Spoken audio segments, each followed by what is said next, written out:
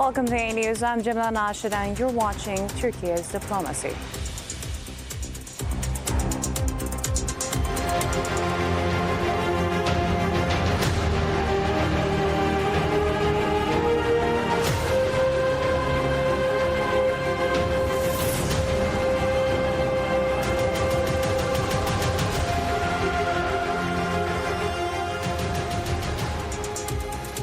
We're set to discuss two of the world's most pressing geopolitical flashpoints as Washington and Moscow prepare for a high-stakes Trump-Putin summit aimed at ending the war in Ukraine.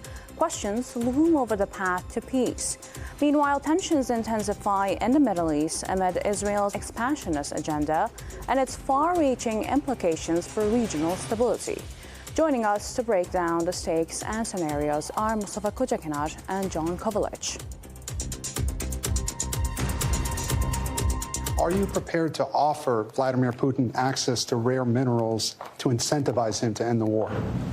We're going to see what happens with our meeting. We have a big meeting, and it's going to be, I think, very important for Russia, and it's going to be very important for us, and important for us only that we're going to save a lot of lives. Look, we have a meeting with President Putin tomorrow.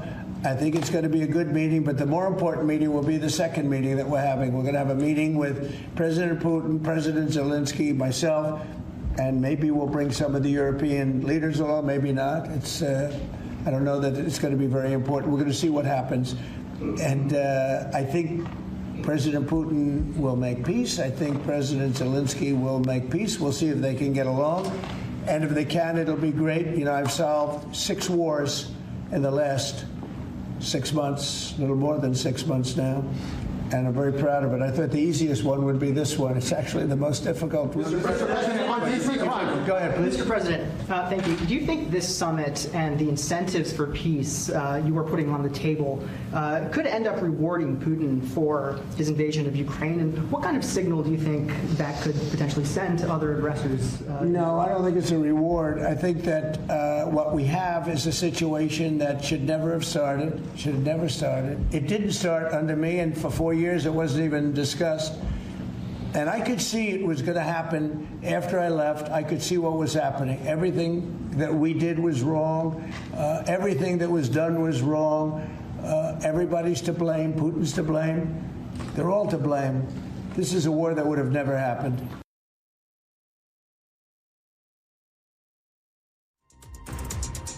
Now, Anews editor Mustafa Kocakenar is with us in the studio. Good to have you, Mustafa. Good morning, Cemile. Now, what realistic outcomes can we expect from the Trump-Putin summit, and how likely is a concrete ceasefire in Ukraine? Cemile, I think if we want to understand the current situation between US and Russia diplomacy, I think we have to analyze the process. As you know, in February 2022, Russia initiated special military operation against Ukraine. And last year, during his presidential campaign, Donald Trump promised to end Ukraine-Russia war within 24 hours. And as you know, in January, he started his second term for presidency. And right now we are in August, and conflicts are raging on between Ukrainian and Russian security forces in the Eastern Europe. And it is evident that President Donald Trump failed to promise his foreign policy goals during the presidential campaign. And as you know, at the end of February, US President Donald Trump and his Vice President J.D. Vance diplomatically humiliated Ukrainian President Volodymyr Zelensky in front of the international media. Trump administration also suspended some military support for Ukraine. But we know that last month the Trump administration shifted its foreign policy goals towards the war between Ukraine and Russia. I think that Trump learned something from the crisis between Iran and Israel. As you know, in June, Israel launched unprecedented strikes against Iran's nuclear facilities, military installations, and oil refineries. On the other hand, the United States also joined Israel's military campaign against Iran to obliterate Iranian nuclear problem. And United States military involvement in the Iran-Israel crisis paved the way for the ceasefire between two arch rivals in the region. And I think that Trump learned something from that crisis, and it is the escalation escalation, more de-escalation. And last month, the Trump administration decided to send Patriot missile defense systems to Ukraine with the aim of defending the Ukrainian territories from the Russian aggression. On the other hand, Trump personally threatened to impose sanctions and additional tariffs on Russia and Russia's military economic partners. And it is clearly showing that Trump's latest decision paved the way for the upcoming meeting between Trump and his Russian counterpart Vladimir Putin. And today in Alaska, they are set to meet each other to discuss what can be done in terms of reaching a ceasefire or a peace deal between Kyiv and Moscow. I think that territory swaps will dominate the meeting between Trump and Putin.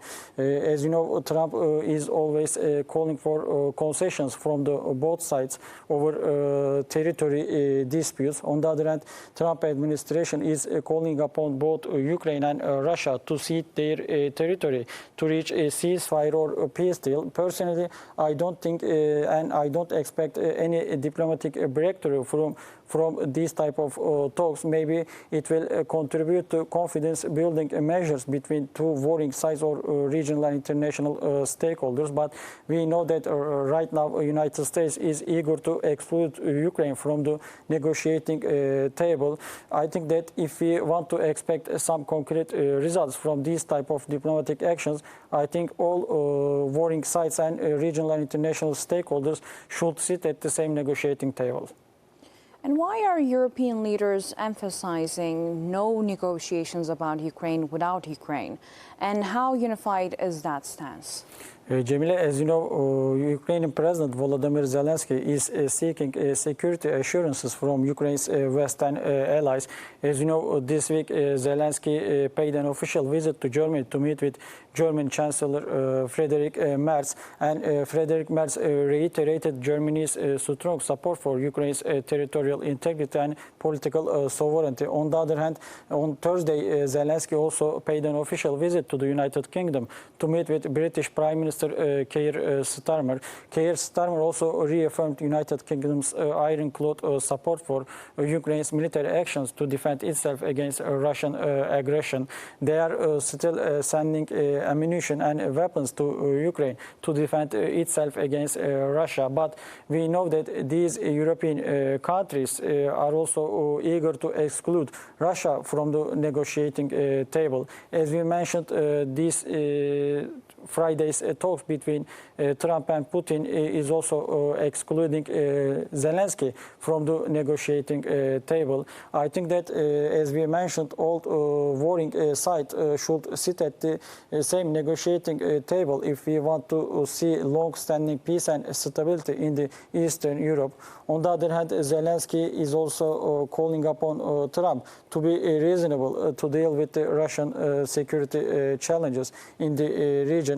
I think that Trump is set to inform Zelensky after the talks with Russian President Vladimir Putin. As we mentioned, that territory swaps will continue to be dominate the geopolitical or diplomatic talks between warring sides or regional and international stakeholders. Right now, there are several different demands coming from both sides. As you know, Russia is urging Ukraine to give up its territorial integrity and political sovereignty. On the other hand, Ukraine is always calling for full withdrawal of Russian military forces from the occupied territories. I think that these different security demands need to be reconciled by the regional and international stakeholders. And personally, I think that right now it is up to Türkiye to mediate or facilitate the diplomatic talks between two warring sides. And how might Turkey's balancing act between NATO commitments and dialogue with Moscow evolve after the summit? Cemile, as you know, since the very beginning of the crisis between Ukraine and Russia, Turkey has been always calling for dialogue and diplomacy to discuss what can be done in terms of reaching any ceasefire or peace deal. Turkish decision makers reiterate at every opportunity that there will be no losers in just peace and there will be no winners at the continued talks. As you know, Turkey's Istanbul hosted several rounds of peace negotiations between Ukrainian and Russian delegations, and this year, at the end of May, U.S. Secretary of State Marco Rubio also participated in the peace negotiations between Ukrainian and Russian delegations in Istanbul. Rubio represented the United States in these type of negotiations. Maybe these negotiations didn't yield any positive results to reach a ceasefire or a peace deal between two warring sides, but I think that these type of negotiations are contributing to the confidence building measures between two warring sides. On the other hand, Turkey has been always calling for leader-to-leader diplomacy to deal with the security challenges in the region. Turkish President Recep Tayyip Erdogan and Turkish Foreign Minister Hakan Fidan have been trying to bring Ukrainian President Volodymyr Zelensky, Russian leader Vladimir Putin, and U.S. President Donald Trump together in Turkey's Istanbul or capital Ankara, because Turkey thinks that all warring sides and stakeholders, international regional stakeholders, should sit at the same negotiating table. As you know, Turkey has been enjoying close relationships with both Ukraine and Russia in many fields, ranging from politics and economy to trade and military. Turkey has been always reiterating its strong support for Ukraine's territorial integrity and political sovereignty. But on the other hand, Turkey is not joining Western sanctions against Russia, because we know that Turkish President Recep Tayyip Erdogan has been enjoying good relationships with both his Russian counterpart Putin and Ukrainian leader Zelensky. And last week, President Erdogan also held a phone conversation with Zelensky. Erdogan reiterated Turkey's strong support for Ukraine's territorial integrity and political sovereignty. Turkey has been always claiming that it is ready to host leader-to-leader talks between Ukraine and Russia. Turkey has been also inviting Trump to visit Ankara or Istanbul to participate in the possible talks between Zelensky and Putin. I think that Turkey's diplomatic actions and initiatives will be supposed to be taken by the international community into the consideration if the world wants to see long-standing peace and stability in the region. Now, Israel's plan for Gaza is drawing mounting criticism both abroad and at home. As global leaders, rights groups and domestic voices warn it will deepen the humanitarian crisis and fuel further instability in the region. Do current Israeli policies in Gaza and the West Bank suggest a long-term strategy of territorial expansion? Jamila, right now, I think we can clearly say that a pro-Palestinian movement is gaining a momentum worldwide. As you know, France has already announced its decision to recognize the Palestinian statehood on the sidelines of the United Nations General Assembly meeting in September. On the other hand, British Prime Minister Keir Starmer also announced United Kingdom's intention to recognize the legitimate rights of the Palestinian people unless Israel takes concrete steps for ceasefire with Hamas.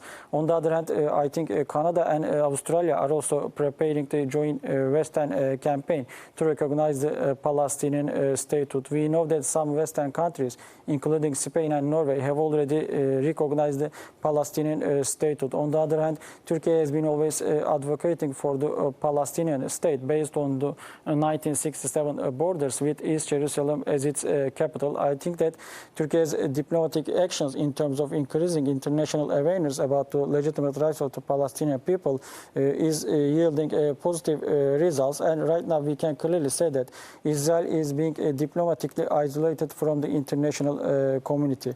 But on the other hand, we know that Israel recently approved embattled Prime Minister Benjamin Netanyahu's decision to fully occupy the Gaza Strip. I think that if we want to understand the current situation in the region, we have to analyze the political motivations behind Israel's decision. One motivation, I think, is the regional architecture. We are always saying that Israeli decision makers have been striving to make Israel only regional hegemon in the region, and Israeli decision makers have been pursuing expansionist geopolitical agenda in the region. Far-right figures within Israeli cabinet have been always calling for annexation of the West Bank, and they are still opposing Netanyahu's plan to gradually occupy Gaza. They are calling for immediate occupation of the Gaza Strip, and it is evident that Israel has been pursuing expansionist geopolitical agenda in the region. And the second motivation, I think, is the political domestic dynamic within Israel. As you know, Israelis have been taking to the streets every weekend to express their frustration over Netanyahu and his war cabinet. Israeli people are calling Netanyahu crime minister instead of prime minister because there is ongoing corruption trial against Netanyahu. On the other hand, there is also arrest warrant for Netanyahu over the genocidal acts in the Gaza Strip. I think that right now Israeli decision makers and Netanyahu think that continued military operations across the region are the best options for Netanyahu to keep himself politically alive in the country. I think that international criticism will be continuing to mount on Israel over the dire humanitarian conditions in the occupied Palestinian territories. As you know, some Western countries are criticizing Israel's military campaign in the region, but I don't think that condemnation and criticism yield positive results in terms of upholding the Palestinian rights. I think we have to see some concrete steps from the international community to convince Israeli decision makers of returning to the negotiating table to strike a ceasefire deal with Hamas. I think coercive measures can include economic sanctions and arms embargo. Turkey has been always advocating for the arms embargo on Israel. Turkey, as you know, has already severed its trade activities with Israel. I think that international community will take some historic steps on the sidelines of the United Nations General Assembly this year. But long story short, I think we have to see some concrete steps from the international community, Western countries in particular. Mustafa Kocakenar, thank you for your analysis. Now, before we continue, Turkish President Recep Tayyip Erdogan's AK Party marks its 24th anniversary by celebrating Turkey's transformation into a key global player, reflecting on the country's influential role in international diplomacy.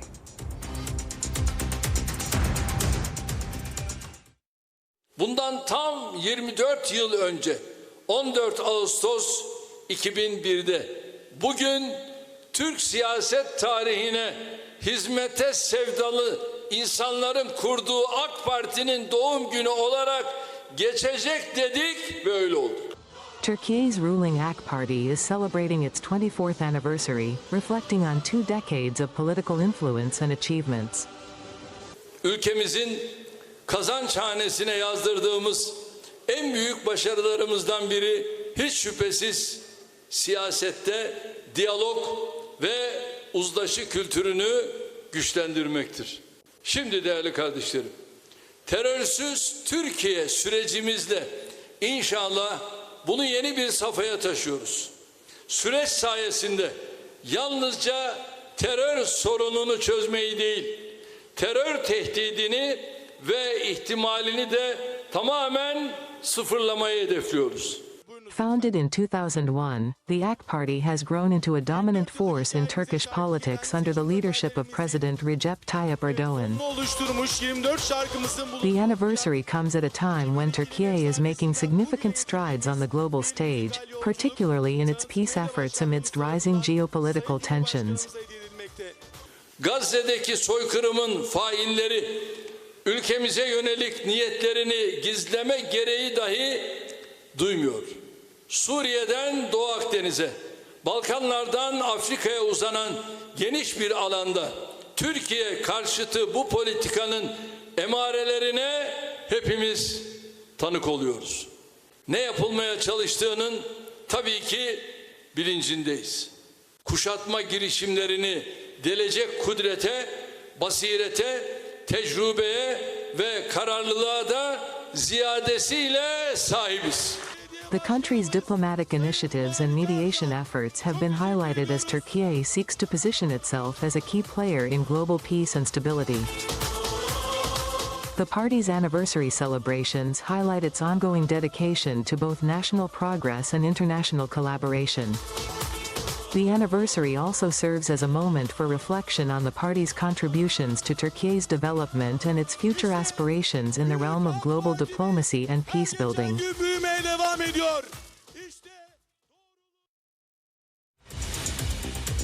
As Sabah outlines, the Terror-Free Turkey initiative seeks to eradicate terrorism while addressing its deeper political, social, and economic causes. Now, Mustafa, how achievable is this goal and what obstacles stand in the way? Cemile, yesterday Turkey's ruling AK Party commemorated and marked its 24th anniversary, and Turkish President Recep Tayyip Erdogan hailed AK Party's efforts to build a strong and great Turkey. On the other hand, he also praised political consensus on the Terror-Free Turkey initiative. As you know, last year Turkey's opposition Nationalist Movement Party leader Devlet Bahçeli proposed Terror-Free Turkey initiative, and since then both the ruling AK Party and opposition parties have been reiterating their strong support for the government's Terror-Free Turkey initiative. And in February, PKK terror group's jailed ringleader Abdullah Öcalan also called upon the separatist terror group to dissolve itself and lay down the weapons. And in May, PKK announced its decision to dissolve itself and lay down their weapons. And we know that some PKK terrorists laid down their weapons in northern Iraq's Süleymaniye provinces. And I think that Turkish decision makers and military forces have been meticulously following the latest developments about the dissolution of the PKK terror group. On the other hand, Turkish Parliament also established a commission to lay down the legitimate legal framework for the disarmament of the PKK process. Turkish Parliament Speaker Numan Kurtulmuş also praised a commission's efforts to monitor the latest developments about the dissolution of the PKK terror group. But on the other hand, I think that Terror-Free Turkey initiative also means that terror-free region, because we know that PKK terror group is not only operating in Turkey, they are also active in northern Iraq and northern Syria. PKK is not only posing a huge threat to Turkey's national security and territorial integrity, they are also targeting both Baghdad and Damascus. And Turkey has been always expecting some concrete steps from Syria and Iraq to obliterate the terror threat in the region. As you know, right now Turkey has been enjoying close relationships with Syria, and this week Syrian decision makers were in Turkey to discuss the bilateral ties between two countries.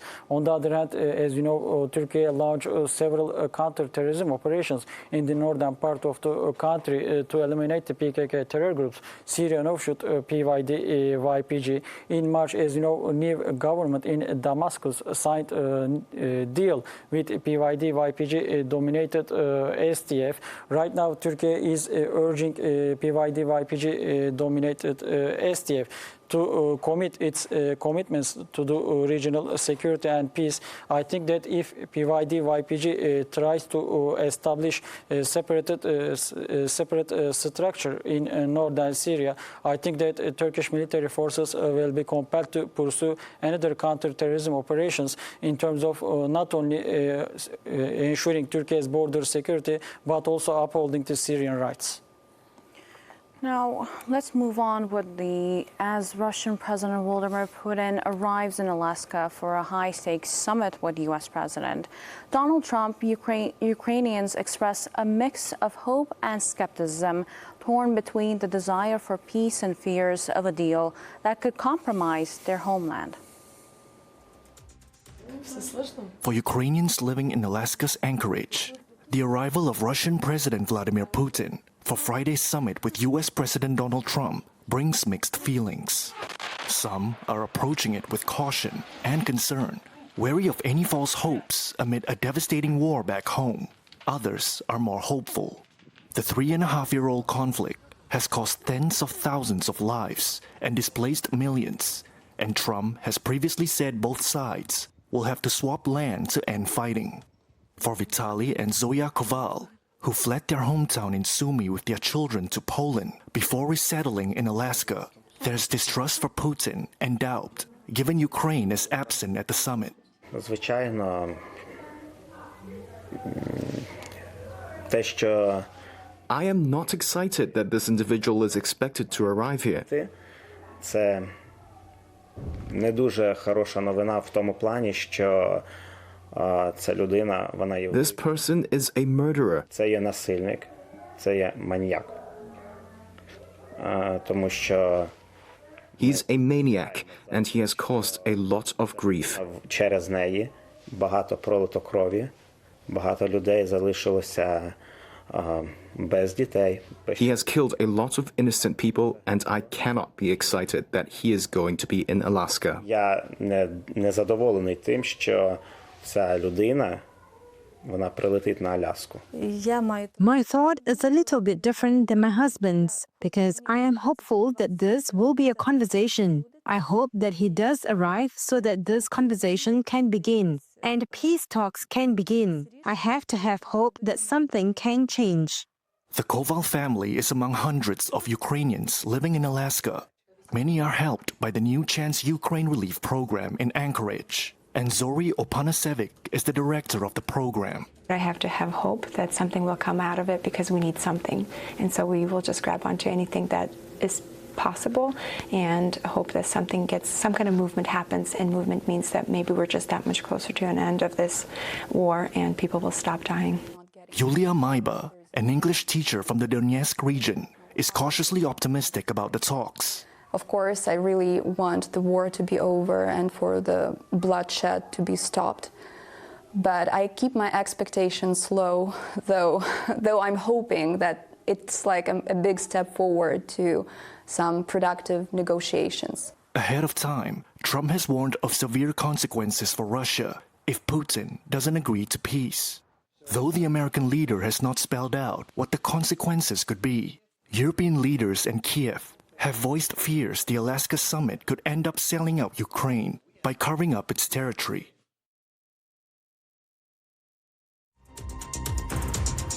Now joining us live from New York is political analyst John Kovalich. Good to see you, John. Thank you, and welcome back, and congratulations on motherhood. Thank you. Now, does the absence of Ukraine at the table risk undermining the legitimacy of any agreement reached? Not at all. This has always been about a micro issue merging to a macro issue, meaning that when the war is robust, when you have the coalition of the willing, the EU and NATO members all looking to support Ukraine, it's very much macro statements. We're with you. We will always be with you. We stand with you. But then when you start to transition toward the micro issues, meaning how to stop it, it's where there are a lot of individual interests that come into play. And that's why what we have seen during the past 5-6 days are those voices saying President Zelensky must be at this meeting. Well, in some respects, one of the reasons they've been pushing for that is to try to derail the meeting in totality and keep the war going. It gets very, very complex, very emotional, but there are a lot of competing interests. And could this meeting mark the start of a broader U.S.-Russia rapprochement, or will it remain a narrow, war-focused negotiation? That's one of the questions that everyone's watching, because President Trump, the transactional president, the business president, he's always looking for deals, always looking to bring value to the United States, to United States-based companies, so that he can take credit for it.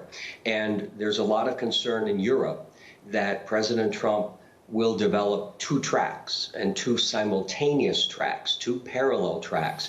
One will be trying to stop the war, the Russian-Ukraine war. But the other track will be reopening, reestablishing, and then finding new commercial, diplomatic, financial opportunities that can be done bilaterally between Russia and the United States, which then potentially helps Russia in terms of trying to get through sanctions and mitigates the sanctions of others. And could Europe's hard line create friction with Washington if the U.S. pushes for concessions to Russia? Can you give me that again? You broke up just a bit. Could Europe's hardline create friction with Washington if the U.S. pushes for concessions to Russia? Absolutely. And, we're into the 18th sanctions package. They're working on the 19th. And the challenge for Europe, for whether it's the collective 27 members of the European Union, led by their political leadership in Brussels, Ursula von der Leyen, or the 32 members of NATO, also headquartered in Brussels, led by Mr. Rutte, that they have spoken. They have delivered in some cases, but the U.S. is always that big gorilla in the room. And so when the U.S. verges away from what they believe their interest in is, they get very concerned. But what President Trump has continued to do during the last now 7 months is say, look, if you're saying that the Russia-Ukraine war is existential, is a European war, all right, well, step up and fund it, step up and try to end it. And that's where you get some disagreements because I think most people want the war to end. It's how the war ends where you come into a lot of disagreement. And that becomes fundamental in terms of how President Trump views the war and how European nations view the war. And what security guarantees would Europe demand before supporting any peace framework from the summit? Well, they're going to demand them. Ukraine's going to demand them. The question is, what type? And we have seen during the last, this is our into the 4th year of the 2022 war, but the 11th year of the 2014 invasion of Crimea. And you have, of course, Ukraine saying that we need to take a step back because we start with 2008 when Russia invaded Abkhazia and Ossetia and Georgia under the Bush Republican administration, then invaded Crimea during the Obama administration, a Democrat, and then in 2022 invades again and further Biden administration, a Democrat. And we have signed multiple agreements, Minsk, Budapest, when initially giving up our nuclear weapons as we became an independent state. And what's happened? Russia keeps blowing through these agreements. He keeps President Putin lies about everything. And now you're asking us to give up 20% of our territory and accept when President Putin tells us he's done, he's finished, he's ready to just keep what he has.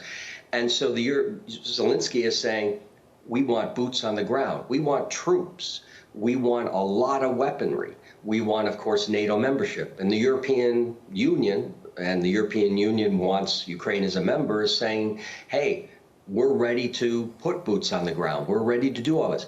But they really aren't. And this coalition of the willing that some members of the EU, along with the UK, created, they're great on talk, but then when it comes to actually doing stuff, they get scared. And that's going to be one of the biggest challenges to develop security guarantees is what do they mean in name and what do they mean practically?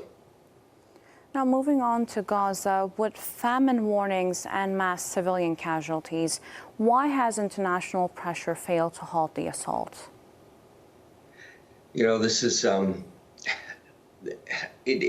I'm stuttering and hesitating because the concept of what has been taking place, now nearing 2 years, it's astounding. As talked about before, President Erdogan has been the lone voice, the consistent voice, the lone head of state, the lone leader of the Muslim community that has continued to talk about what is happening in Gaza is wrong. It's just wrong, and Israel needs to stop it. And he got basically blown off by the Biden-Harris administration. Now the Trump-Vance administration seems to be more focused, in large measure because what Israel has done has gotten worse and worse and worse. The European Union, 27 members, still can't even come up with, well, maybe we'll suspend Israel from some of the cooperation agreements. NATO, can't, President Erdogan has asked NATO to suspend Israel from some of the agreements. They won't even do that, basically because of the United States. So sadly, I don't think this is over. I think Israel's plan to remove the Palestinians from Gaza continues. We've seen today or yesterday where one of the ministers has now laid out a plan for the West Bank for more settlements. They don't care, and they primarily don't care because they know they have the United States backing them up. And, the good news is that we are a little bit more than a month out from the United Nations General Assembly in New York, where all 193 members, their heads of state and heads of government, foreign ministers come and they give their speeches. They have bilaterals. And there's no question, Ukraine's going to be talked about and Gaza is going to be talked about. And it'll be very interesting to see if the rhetoric that we're going to continue to see coming out of New York is going to be able to do something. And unfortunately, I think the suffering is going to continue. I think the deaths are going to continue. And Israel, for the most part, once all those hostages are out, dead or alive, then they've got a clean slate to go in and do even more of what they want to do. But when you've got 2.3 million people living in less than 20% of what they were living in, and then struggling for food, and we're dropping food pallets, and unfortunately, onto people, but it's just insane. And I circle back when someone like President Erdogan, who has a forum, uses the forum, when he hasn't been able to make a real dent with some of this, it's telling that Ukrainians are white, educated, many speak English. Gazans are Muslim, dusty, dirty, and poor. And that pretty much sums up the reason why one is important and one isn't. And lastly, how significant is the growing divide between Western governments and their own publics over Gaza? It is growing, it is increasing. Then what does it mean? And is it doing anything? And we're seeing in the UK, there are protests, and the UK government, Sir Keir Starmer's government, seems more concerned about using the police to prevent any kind of systematic, any kind of protest where it's going to be in any way disruptive. And it's, in the United States, we have the Trump administration that has gone after colleges and universities.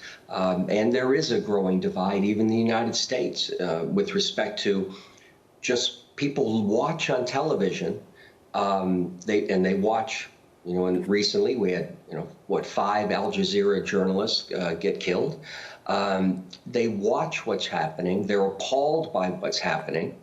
They interact with their members of the House and the Senate, or in other countries, their parliament. But the governments rarely do anything. And in part, it's because they're scared of, if they cross President Trump, what he might do to them, meaning, well, you had 20% tariffs, you're crossing me on Israel, now you've got 50%. We saw the Prime Minister Carney of Canada, where President Trump said, well, now the reason that I'm putting on tariffs isn't about fentanyl, it's not about drugs, it's because you want to recognize a Palestinian state. And we have 5 or 6 countries that said they're planning to do that at the UN General Assembly, but only if the Palestinian Authority meets certain requests. Again, everybody's giving themselves an out so they can talk tough, look tough, but in the end, another Gazan man, woman, child dying today or suffering today, and everybody's watching it on television, and no one wants to do anything definitive to stop it, and no government is willing to say, you know, we've had enough, we're loading up cargo ships, and we're just heading toward Gaza, and if Israel wants to start shooting at them, Turkey has a history with this, but if Israel wants to start shooting at them, wants to sink them, wants to take on our military while we're trying to help these people, then bring it on, because this is just insane. I don't think we're going to see that happen. John Kovlich, thank you for joining our program. Thank you. Now that brings us to the end of our program. Thanks for joining us, and tune in for more news at the top of the hour.